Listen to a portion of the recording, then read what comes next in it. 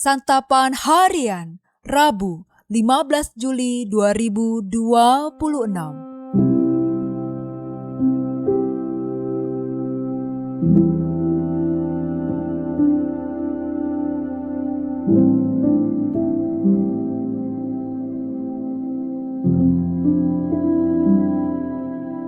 Inilah program Santapan Harian, sebuah program yang mengajak Anda menelusuri isi Alkitab, agar Anda menemukan makna firman Tuhan sesuai dengan konteksnya. Santapan Harian tertuju bagi Anda yang ingin memiliki kehidupan rohani yang segar, kuat, dan sigap.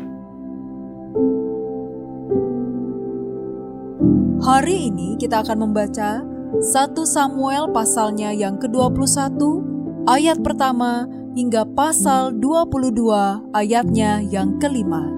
Namun kita akan membacanya pada pasal 21 ayat yang ke-10 hingga pasal 22 ayatnya yang kelima. Sebelumnya, mari kita berdoa. Bapa, saat kami mendengarkan firman-Mu, jauhkan kami dari hati yang keras. Biarlah benih kebenaran-Mu jatuh di tanah yang subur di dalam hati dan diri kami. Tumbuhkanlah buah kehidupan yang memuliakan nama-Mu. Kristus, di dalam nama-Mu kami berdoa. Amin. 1 Samuel 21 ayat 10 sampai 22 ayat yang kelima. Pada hari itu juga Daud melarikan diri dari hadapan Saul, lalu ia sampai ke Gad, kepada Akis raja kota itu. Hamba-hamba Akis berkata kepada tuannya, "Bukankah ini Daud raja negeri itu? Bukankah tentang dia orang bernyanyi berbalas-balasan sambil menari-nari katanya? Saul mengalahkan beribu-ribu musuh, tetapi Daud berpuluh-puluh ribu." Kata-kata itu merisaukan hati Daud dan dia menjadi takut sekali kepada Akis raja Gad. Sebab itu ia mengubah perilakunya di depan mata mereka dan berpura-pura gila di hadapan mereka. Ia menggores-gores pintu gerbang dan membiarkan air liurnya meleleh ke janggutnya. Kata Akis kepada hamba-hambanya, "Tidakkah kamu lihat bahwa orang itu gila? Mengapa kamu membawa dia kepadaku? Apakah aku kekurangan orang gila sehingga kamu membawa orang ini untuk memperlihatkan kegilaannya kepadaku? Patutkah orang ini masuk ke rumahku?" Kemudian Daud pergi dari sana dan melarikan diri ke Gua Adulam.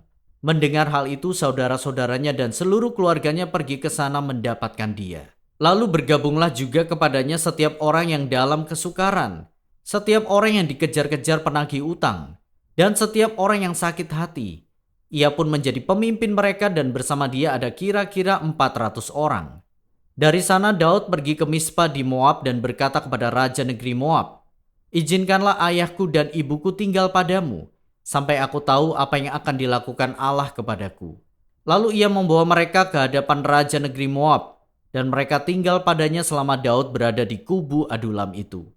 Tetapi Nabi Gad berkata kepada Daud, "Janganlah tinggal di kubu itu.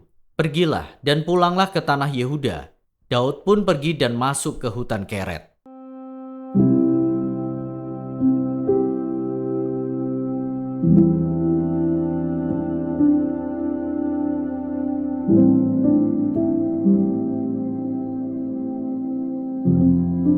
Sahabat Scripture Union Indonesia, setelah perpisahan dengan Yonatan, pergilah Daud ke 4 tempat di mana ia mengalami 4 perjumpaan.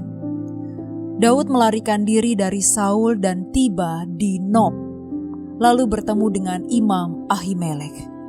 Dalam keadaan lapar, Daud meminta roti, dan Ahimelek memberikannya roti yang telah dikuduskan dari kemah suci.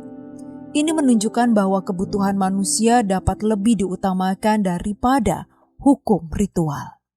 Daud juga menerima pedang Goliat yang mengingatkan kemenangan masa lalu Daud karena pertolongan Allah dan menjadi tanda penyertaan Allah di masa sulit. Dari sana, Daud mencari perlindungan dan sampai di antara orang Filistin di Gad.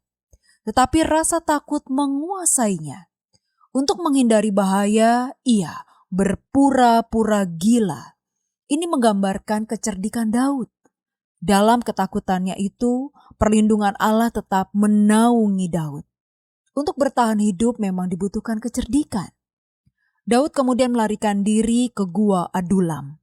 Dan di tempat itu, keluarganya dan orang-orang yang dalam kesukaran berkumpul bersamanya. Ia menjadi pemimpin mereka.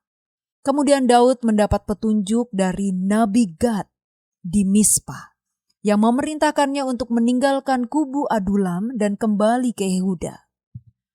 Melalui cara-cara yang tak terduga, Allah memberikan penyediaan bagi hambanya yang berada pada masa-masa sulit. Namun, ketaatan terhadap petunjuk Allah sangatlah penting. Dari perjalanan pelarian Daud ini kita belajar bahwa yang menjaga hidup kita dimanapun kita berada dan yang mengizinkan kita berjumpa dengan berbagai macam orang adalah Tuhan.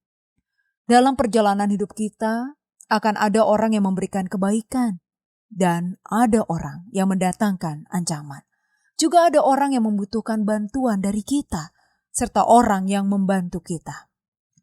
Dari beragam perjumpaan itu, kita dapat melihat pemeliharaan Tuhan atas kita. Bergantunglah pada kuasa Tuhan dan terus hidup dalam naungan pemeliharaannya, agar Tuhan senantiasa berkenan kepada kita. Mari kita berdoa. Dalam setiap perjumpaan yang Engkau izinkan terjadi di sepanjang perjalanan hidup kami, ajarlah kami melihat jejak tangan-Mu yang memelihara dan menuntun kami. Melalui wajah-wajah yang kami temui, pertolongan yang datang, maupun pelajaran yang kami terima, biarlah kami semakin menyadari cinta kasih-Mu yang tidak pernah meninggalkan kami. Engkau yang selalu merangkai setiap peristiwa dalam kehidupan kami yang memperlihatkan bahwa itu adalah bukti pemeliharaan dan cinta kasih-Mu yang sempurna bagi kami. Di dalam Kristus kami berdoa. Amin.